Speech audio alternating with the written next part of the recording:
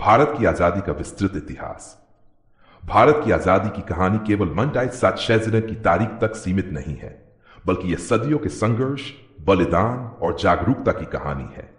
यह कहानी है एक ऐसे देश की जहां व्यापार करने आए अंग्रेज धीरे धीरे शासक बन बैठे और फिर लाखों भारतीयों के संघर्ष ने उन्हें देश छोड़ने पर मजबूर किया। अंग्रेजों का आगमन और व्यापार से शासन तक ईस्वी में ईस्ट इंडिया कंपनी का गठन हुआ। यह कंपनी भारत में मसाले और कपड़े के व्यापार के लिए आई थी। शुरू में उन्होंने सूरत और मद्रास जैसे बंदरगाहों पर फैक्ट्रियां, गोदाम बनाए, लेकिन धीरे धीरे अंग्रेज सिर्फ व्यापारी नहीं रहे, बल्कि राजनीति और सत्ता में भी दखल देने लगे। इन 1757 का प्लासी का युद्ध इस यात्रा का टर्निंग पॉइंट था। बंगाल के नवाब सिराज उद दौला को मीर जाफर के गद्दारी से हराकर अंग्रेज बंगाल के मालिक बन गए। फिर 766 के बक्सर युद्ध के बाद उन्हें बंगाल, बिहार और उड़ीसा की दीवानी यानी कर वसूलने का अधिकार मिल गया। अब वे व्यापारी नहीं, शासक बन चुके थे। शोषण और विद्रोह कंपनी शासन में भारतीय किसान और व्यापारी बुरी तरह शोषित हुए। कर की दरें बहुत बढ़ा दी गई। भारतीय उद्योग धंधे बर्बाद हो गए। बंगाल का भीषण अकाल में लाखों लोग मारे गए। धीरे धीरे पूरे भारत में असंतोष फैलने लगा। 8 जैज 57 का महान विद्रोह, यह असंतोष आखिरकार उजेज में विस्फोट की तरह फूट पड़ा। इसे भारत का प्रथम स्वतंत्रता संग्राम में कहा जाता है। इसकी शुरुआत मेरठ छावनी से हुई, जब कारतूसों पर गाय और सुअर की चर्बी की अफवाह फैली। सैनिकों ने विद्रोह किया और यह आंदोलन पूरे उत्तर भारत में फैल गया। दिल्ली में बहादुर शाह जफर को प्रतीकात्मक सम्राट बनाया गया। झांसी की रानी लक्ष्मीबाई, कुंवर सिंह, नाना साहिब, तांत्या टोपे, बेगम हजरत महल जैसे वीरों ने अद्भुत पराक्रम दिखाया। हालांकि यह आंदोलन अंग्रेजों की ताकत और गद्दार भारतीय रियासतों की वजह से असफल रहा, लेकिन इसने आजादी की चिंगारी पूरे देश में फैला दी। 1828 में कंपनी का शासन खत्म हुआ और भारत सीधे ब्रिटिश सरकार के अधीन आ गया। राष्ट्रीय चेतना का उदय 1857 के बाद अंग्रेजों ने भारतीयों को नियंत्रित करने के लिए सुधार और दमन दोनों रास्ते अपनाए, लेकिन अंग्रेजी शिक्षा के फैलाव ने भारतीयों में राष्ट्रीय चेतना पैदा की। एक्ट रीजन 85 में एओ ह्यूम की मदद से भारतीय राष्ट्रीय कांग्रेस की स्थापना हुई। शुरू में कांग्रेस नरमपंथी नेताओं के हाथ में रही, जो सुधार और अधिकारों की मांग कर रहे थे। दादा भाई नौरोजी ने अपने ड्रेन थ्योरी से दिखाया कि अंग्रेज भारत की संपत्ति लूट रहे हैं। गरम दल और स्वदेशी आंदोलन 1905 में लॉर्ड कर्जन ने बंगाल का विभाजन कर दिया। इससे पूरे भारत में गुस्सा भड़क उठा।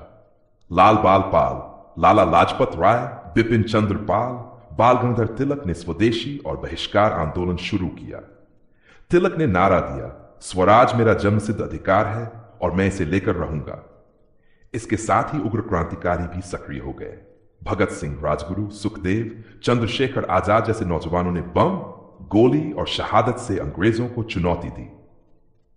गांधी युग की शुरुआत 1922 में महात्मा गांधी दक्षिण अफ्रीका से भारत लौटे। उन्होंने अहिंसा और सत्याग्रह को हथियार बनाया। जलियांवाला बाग हत्याकांड ने अमृतसर में जनरल डायर ने निहत्थे लोगों पर गोलियां चलवा दी। यह घटना देश के लिए टर्निंग पॉइंट साबित हुई। असहयोग आंदोलन 1920 गांधी जी ने पूरे देश को आंदोलन में झोंक दिया। विदेशी खबरों का बहिष्कार, स्कूलों कोर्टों का बहिष्कार और स्वदेशी को बढ़ावा। लेकिन चौरी चौरा कांड के बाद उन्होंने आंदोलन वापस ले लिया।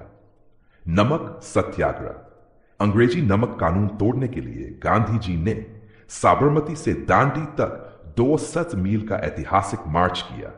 यह आंदोलन अंतर्राष्ट्रीय स्तर पर भारत की आजादी की गूंज ले गया। भारत छोड़ो आंदोलन, द्वितीय विश्व युद्ध के समय गांधी जी ने नारा दिया, अंग्रेजों भारत छोड़ो।